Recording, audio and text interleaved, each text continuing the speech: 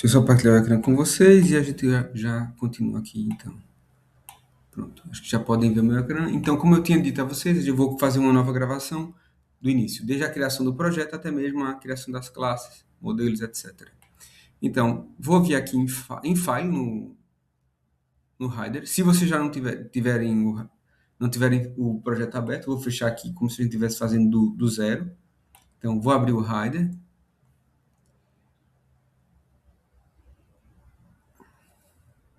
Deixa eu só ele abrir aqui. Pronto, abriu.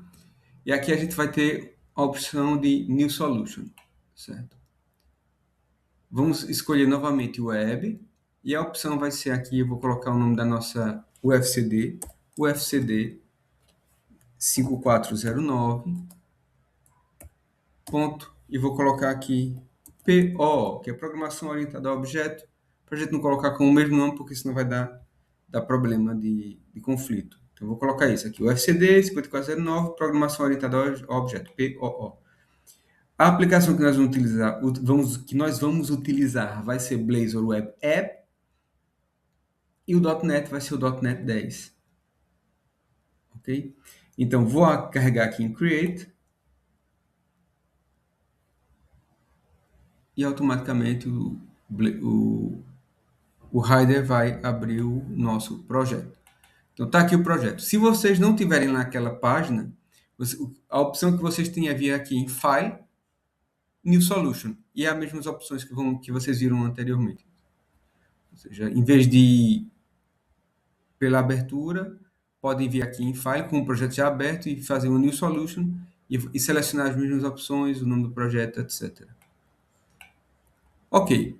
Então, vamos criar aqui. E na outra aula eu tinha apresentado basicamente todo o ecrã, né, do Rider, ou seja, menu, Solution Explorer, barra lateral direita vertical, barra de opções lateral direita, vertical lateral direita, barra de opções vertical lateral esquerdo, lateral vertical esquerda, que é essa aqui, ou seja, isso é uma barra de opções vertical que está à esquerda, e esse é uma barra de opções vertical que está à direita. Aqui é o botão de Settings, lembre-se sempre aqui, Settings. E aqui na parte inferior é onde nós temos as informações do que estamos utilizando no que diz respeito às opções aqui à esquerda. Por exemplo, aqui nós estamos utilizando o Version Control, que é o Git, basicamente, mas temos a opção de Build, de Nugget, de serviços, terminal, etc. Certo?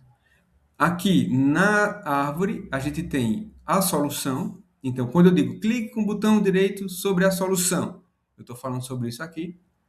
Uma solução pode ter vários projetos. Essa é a estrutura de organização de uma solução em C#, em .NET. E isso aqui é um projeto. Então, eu posso ter uma solução com vários projetos parecidos como esse. Normalmente, os projetos têm nomes diferentes. Então, eu posso ir aqui, por exemplo, botão direito do rato e adicionar um novo projeto dentro da mesma solução. Cada projeto ele vai ter as suas pastas e folders individuais e toda a solução ela é uma assemblagem única, certo? Isso quer dizer que o que é público não é, na verdade, cada projeto tem uma assemblagem única que pode ser utilizado por outros desde que tenha referência. E o que for público em um projeto pode ser utilizado em outro projeto. O que for interno só pode ser utilizado naquela assemblagem. No nosso caso,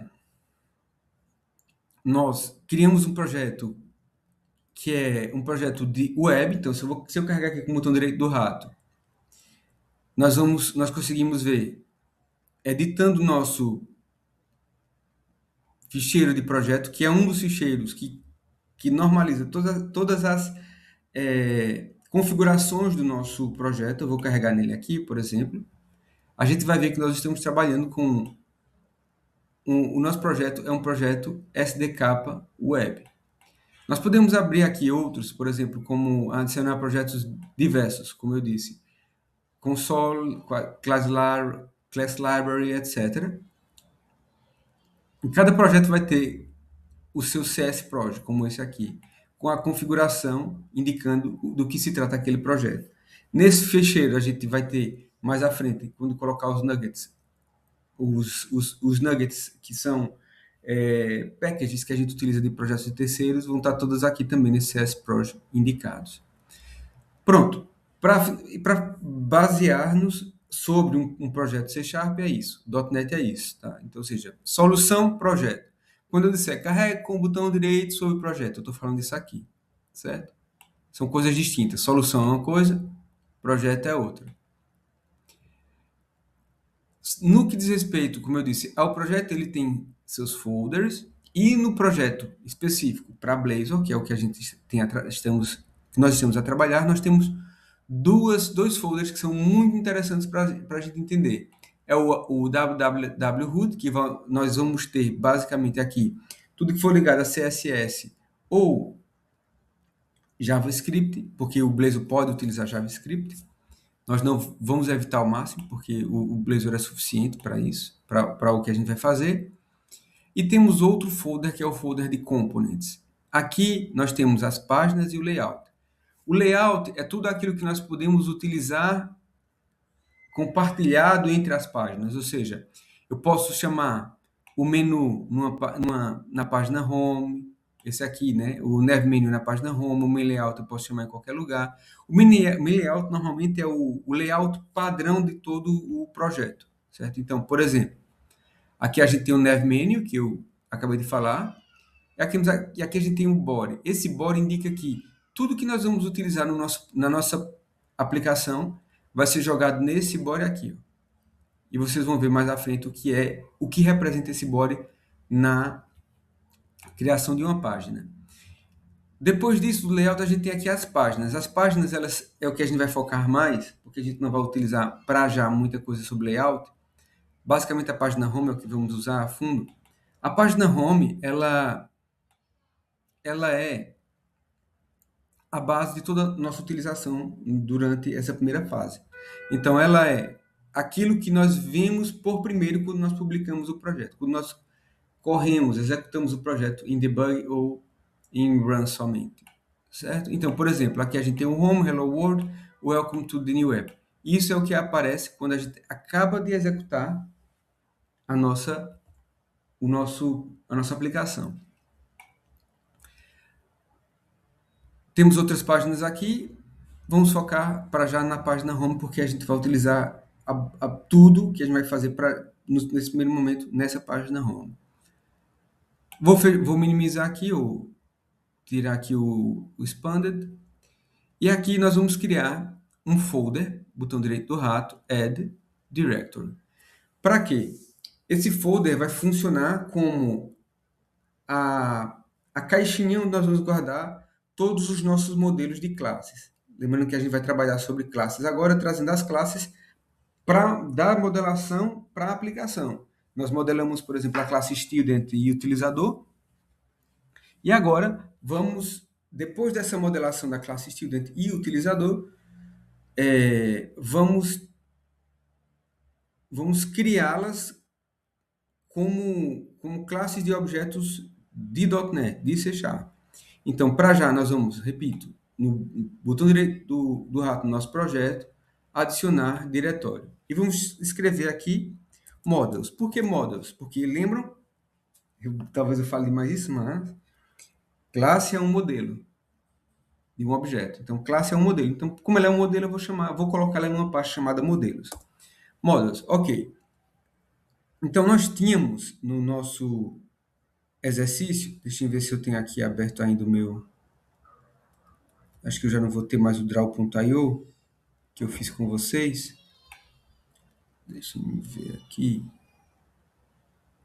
Não importa, mas a gente tem aqui o enunciado. Deixa eu abrir aqui o enunciado.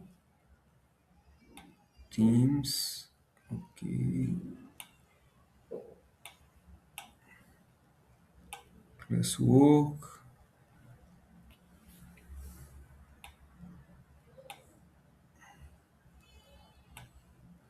Ok. Nós tínhamos numa das classes que a gente tinha falado, que era a classe utilizador, nós tínhamos nome, e-mail e password, certo? Nós vimos que todas as classes elas tinham sempre que ter um ID, certo? Então, os atributos, além do nome, e-mail e password, era também um ID. Então, para já, nós vamos criar aqui a nossa classe. Dentro do nosso folder models, a classe que nós vamos chamar aqui de MyUser. Lembram que eu tinha falado na outra aula que eu vou chamar a classe MyUser para que nós não criemos confusão com outras bibliotecas que existem que utilizam o objeto user, tá? Para já a gente vai só chamar MyUser. Então, nós temos vamos chamar aqui um public, vamos colocar como valor inteiro, que vamos chamar de ID, um public string, que nós vamos dizer que é name, um public string, não vamos colocar vamos colocar o surname, porque isso é a base, tá? Diz aqui, ó, nome, e-mail, password, mas a gente pode colocar mais. Vamos colocar o surname, e-mail e password. Então, o próximo vai ser public string e-mail, public. Por que string, malta?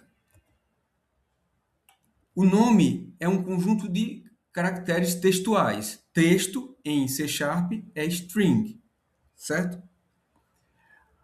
O ID ele pode ser um valor numérico inteiro, que é um valor que pode ser... No nosso caso, a gente poderia colocar um valor uint, só para ser valores positivos, né? Mas valores inteiros eles podem ser valores que variam entre menos 2 bilhões até mais 2 bilhões.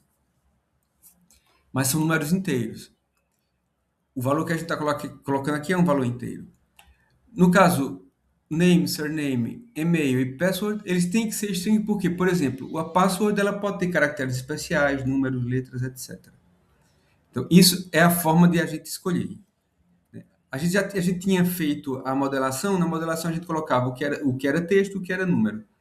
O que é número nós colocamos aqui, caracterizamos como ID, e o que é texto nós caracterizamos como string, porque eu já tinha falado para vocês que a string é um conjunto de caracteres que denomina o texto. Pronto, isso aqui é a nossa classe MyUser. Agora eu vou adicionar mais uma classe no nosso modelo, que é a classe, a gente tinha mais duas classes lá, que era professor e aluno, duas classes, professor e aluno. E essas duas classes, elas herdam de utilizador, porque nós não temos especificações sobre os atributos deles dois, ó. Porque ele só diz o seguinte, que eu tenho o utilizador, que é a base, e a base, ou o abstrato, e duas classes concretas, professor e aluno. Logo, eu vou criar aqui no modelo a classe student.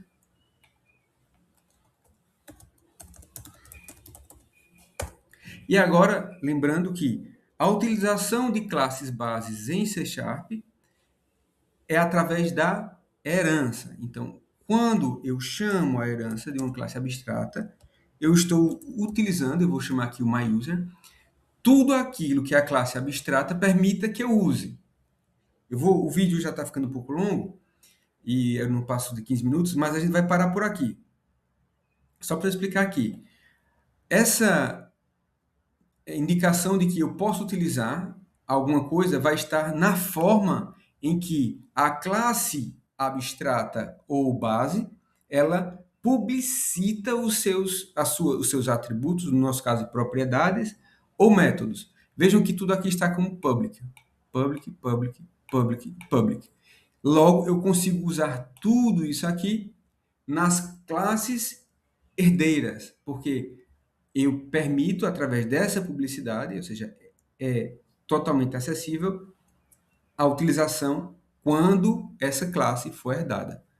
Para já, vou parar por aqui. Porque no próximo passo, nós vamos ver uma forma de garantir que eu tenho um item, a gente já viu isso antes, mas como está na gravação, né, eu quero marcar isso na gravação, nós vimos como eu posso resguardar um item, uma propriedade, um atributo, somente nessa classe, para que ele não possa ser utilizado na herança.